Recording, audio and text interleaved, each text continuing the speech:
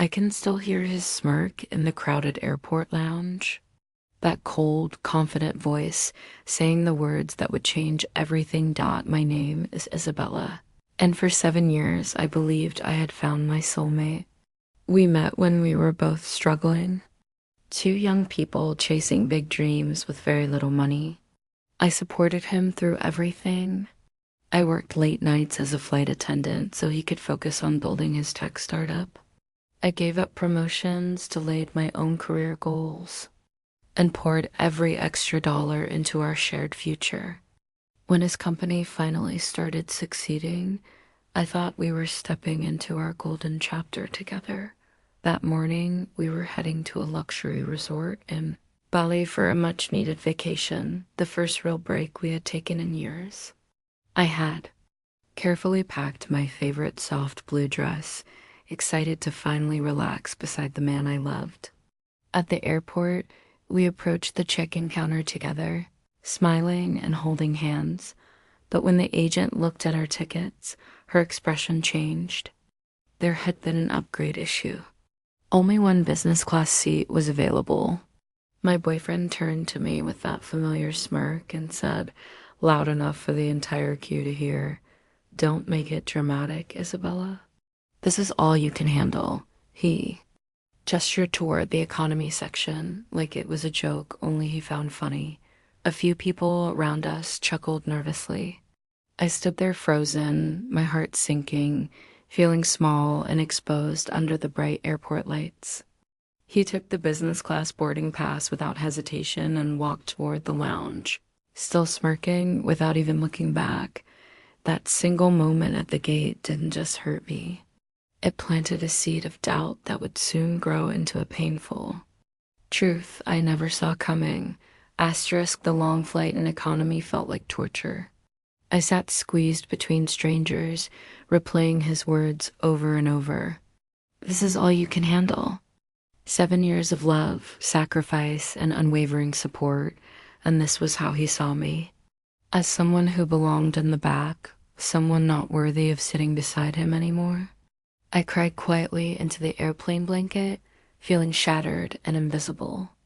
When we landed in Bali, he acted like nothing had happened.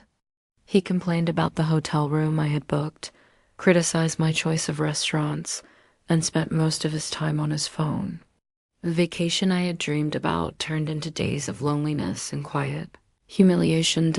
But what I didn't know that day at the airport was how deep the betrayal truly ran. One evening while he was out networking, I opened his laptop to check our return flight details. A notification popped up, messages from a woman named Sophia. My hands trembled as I read them. They had been together for nearly 2 years. While I was working long flights and giving up my own opportunities to support his startup, he was taking her on secret trips, using the money we had saved together, and calling her his real upgrade. In one message she wrote, "Isabella is comfortable but limited. She tries, but honestly, this is all she can handle. You're the future I deserve." Those words destroyed me.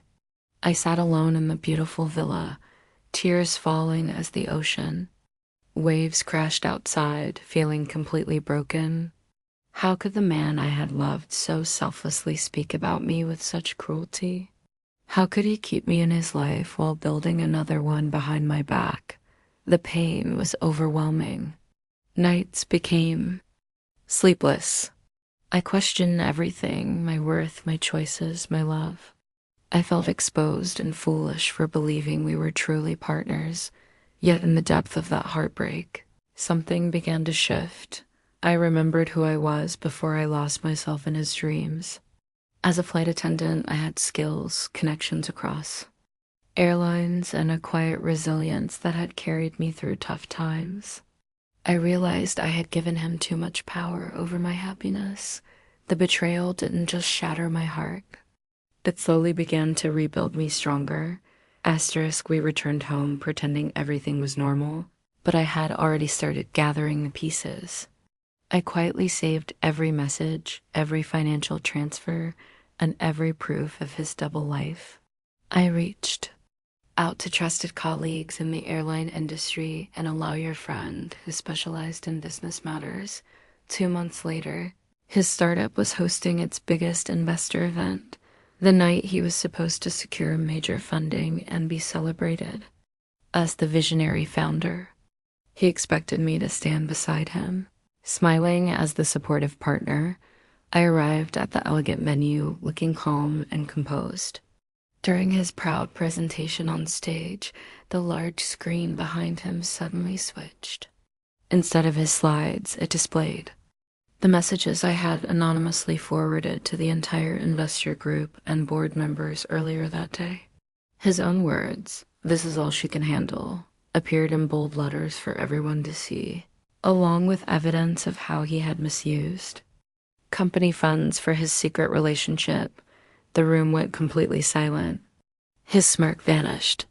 His face turned pale as investors whispered and began leaving the hall. By the end of the night, the funding was withdrawn. The board launched an immediate investigation, and within days he was removed from the company he had built with my sacrifices. His upgrade distanced herself when the scandal became public. He called me repeatedly afterward, his voice full of regret. "Isabella, I never thought it would end like this." But the man who smirked at me in the airport was gone. I walked away with my dignity intact. Today, I continue my career with pride, taking the flights I choose and living life on my own terms. I no longer shrink myself for anyone. If you ever hear the words, "This is all you can handle," remember this.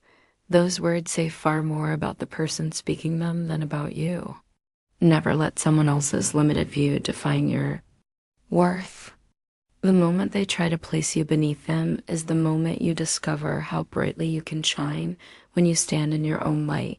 I thought his cruelty would keep me small forever. Instead, it taught me to rise, and I have never felt more free.